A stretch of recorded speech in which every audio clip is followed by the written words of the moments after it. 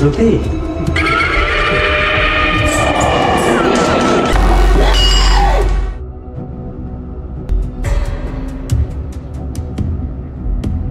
বাবা বাবা, তুমি তাড়াতাড়ি ডাক্তারকে খবর দাও। ঠিক আছে, যাচ্ছি। না না, এটা অসভ্যতা। তুমি তাড়াতাড়ি তান্ত্রিককে ডেকে আনো।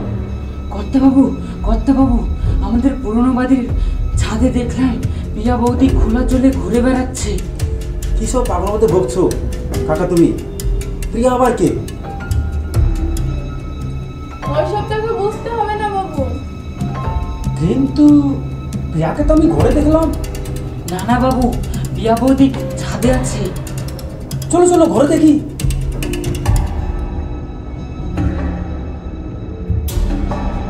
শ্রুতি, শ্রুতি, বাবা মা, শ্রুতি তো আমি এখানেই দেখলাম, কিন্তু গেল কোথায়? তাই তো।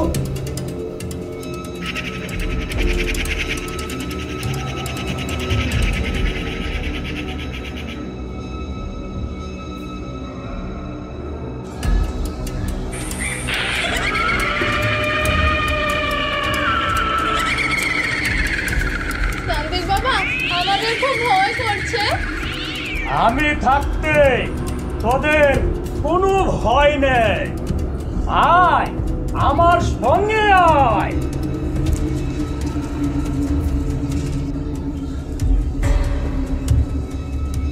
আমার নাম রাকা, আমার নাম তান্ত্রিক রাকা। কোথায় কোথায় দে আমায় দেখা। তোরা এখানে দাঁড়া।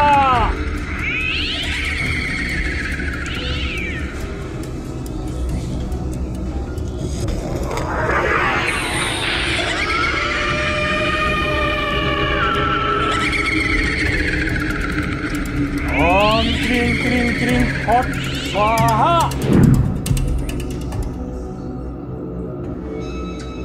ওম ক্রিং ক্রিং ফট স্বাহা।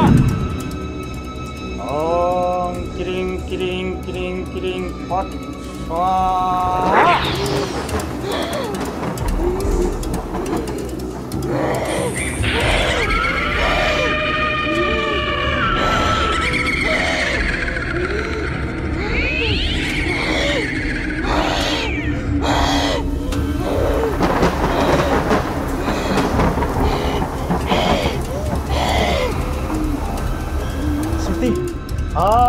তুই দাঁড়া, এটা তোর সত্যি নয়। কে মা তুই? হঠাৎ করে কেন এই বাড়িতে তোর আবির্ভাব?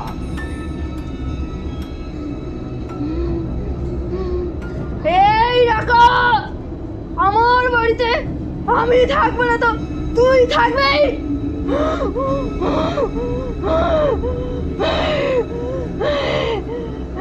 কি বললি? এটা তোর বাড়ি? তোর বাপ তৈরি করে দিয়ে গেছে। এই রাকা, এটা আমার বাড়ি না ঠিকই, কিন্তু এটা আমার স্বামীর বাড়ি। কি বললি? এটা তোর স্বামীর বাড়ি? তোর স্বামীর নাম কি? এই রাকা তান্ত্রিক, তুই জানিস না স্বামীর নাম মুখে নিতে নয়, স্বামীর নাম মুখে নিলে পাপ হয়। বল, তুই এই বাড়িতে কেন এসেছিস? প্রতিশোধ নিতে এসেছি। প্রতিশোধ? কিসের প্রতিশোধ? বল, তোকে আমি সাহায্য করব। সাহায্য করবি তো আমাকে? হ্যাঁ হ্যাঁ, আমি তোকে সাহায্য করব। বল কিসের সাহায্য করতে হবে? তাহলে শুন।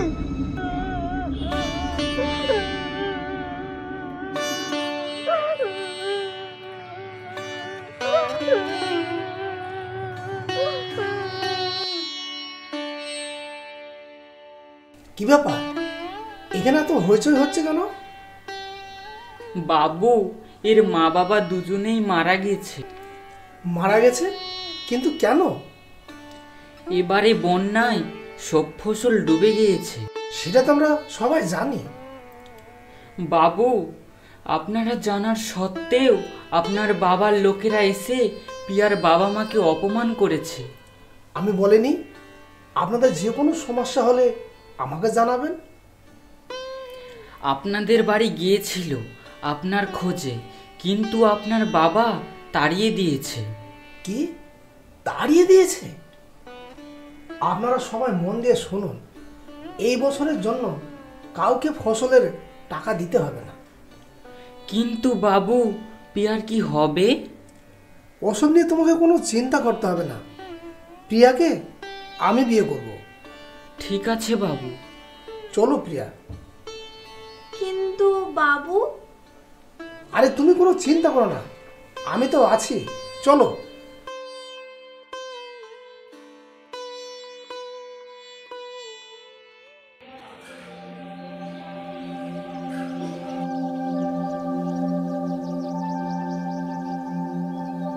রাহুল, সঙ্গে এটা কে? বাবা, তুমি যাদের মেরে ফেলেছো এটা তারই সন্তান। কি পাগলের মতো বকছো? আমি কেন ওর বাবা মাকে মারতে যাবো? রাহুল, তুই মুখ সামলা কথা বল। বাবা, আমার তো অনেক টাকা পয়সা, কিন্তু এই সাধারণ গরিব মানুষদের কাছ থেকে ফসল কি না নিলে হতো না? বাবু, আমার অনেক ভয় করছে। আরে প্রিয়া, তুমি এখানে চুপ করে দাঁড়াও, তোমার কোনো ভয় নেই, আমি তো আছি। রাহুল, তুমি এই মেয়েটিকে এক্ষুনি গ্রামে গিয়ে রেখে এসো। না বাবা, প্রিয়াকে আমি বিয়ে করেছি, কোনো মতে তাকে আমি গ্রামে রেখে আসতে পারবো না। আজ থেকে প্রিয়া এখানেই থাকবে। ছি রাহুল, তুমি আমার ছেলে হয়ে সামান্য একটা বস্তির মেয়েকে বিয়ে করলে? আমার ভাবতেও অবাক লাগছে। বাবা, তুমি যে আমাকে সম্পত্তি দিয়েছো, আমি সিদ্ধান্ত করেছি তার সবটাই আমি সাধারণ গরিবের মধ্যে বিলিয়ে দেব। আমি দান সত্য খুলে রাখিনি। তোমার মতো চলতে গেলে একদিন আমাদেরকে রাস্তায় গিয়ে দাঁড়াতে হবে। চলো প্রিয়া। ওগো, এবার কি হবে? তুমি কোনো চিন্তা করো না ভানুবতী, সম্পত্তি আমি হাতছাড়া হতে দেব না। সম্পত্তির জন্য যত নিচে নামতে হয় আমি নামবো।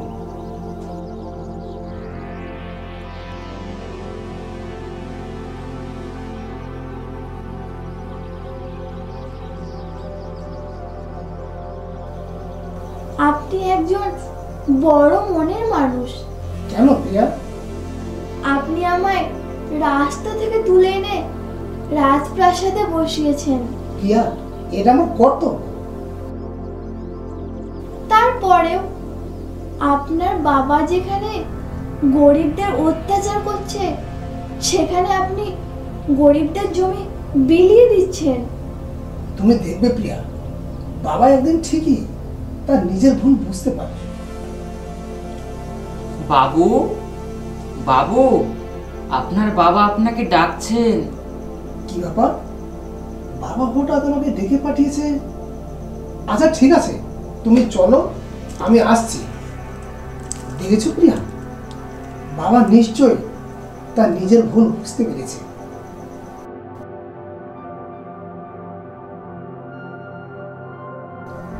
বাবা, তুমি আমাকে ডেকে পাঠিয়েছো, বলো কি বলছো? হ্যাঁ বাবা, আয় আমার বুকে আয়।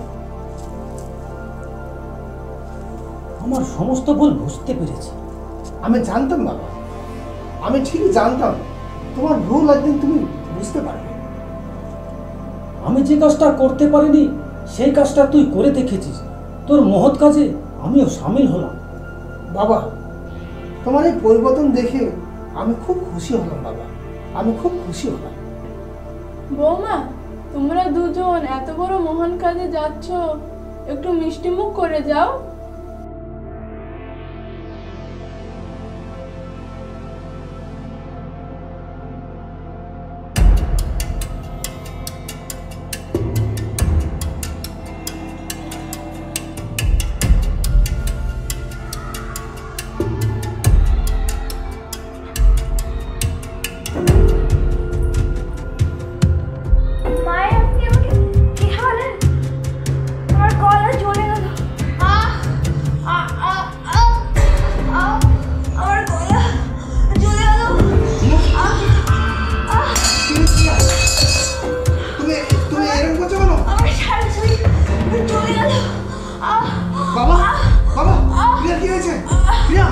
তুমি ঠিক আছে তো? বাবা মা তুমি কি হয়েছে খাওয়ালে? এই ছোট লোক বাড়ির মেয়ে আমার বৌমা হবে, তাই আমি ওকে বিয়ে খাইয়েছি। কি বলছো মা? তুমি চাই তো বাবা মা কি বললা? প্রিয়া প্রিয়া কথা বলো প্রিয়া।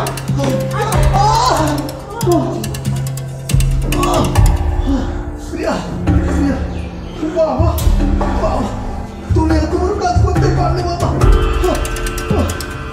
আমি আমি তোমার নিজের সন্তান না বাবা। তোমার শেষ পর্যন্ত তুমি আমাকে মেরে ফেললে বাবা।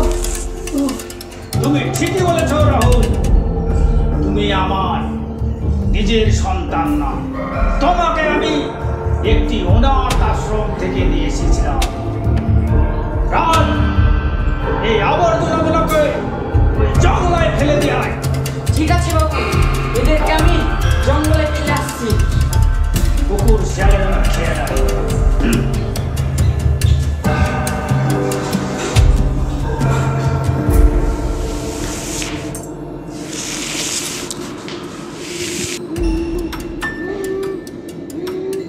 সেদিনের পর থেকে আমি প্রতিশোধের আগুনে জ্বলছি। আমি এদের কাউকে ছাড়বো না।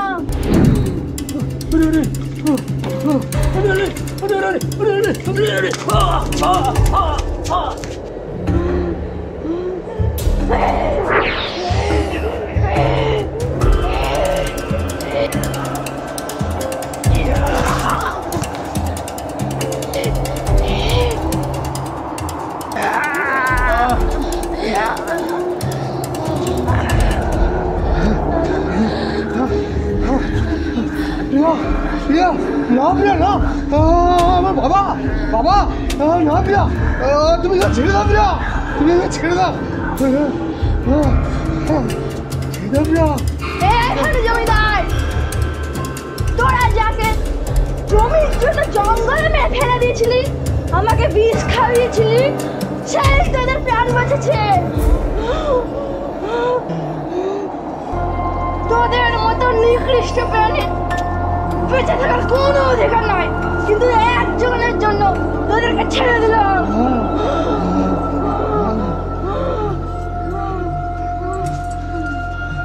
প্রিয়া আমি কে? এখানে আমি কেন এসেছি? তোমার কিচ্ছু হয়নি, তুমি ঘরে চলো। চলো দাদা বাড়ি।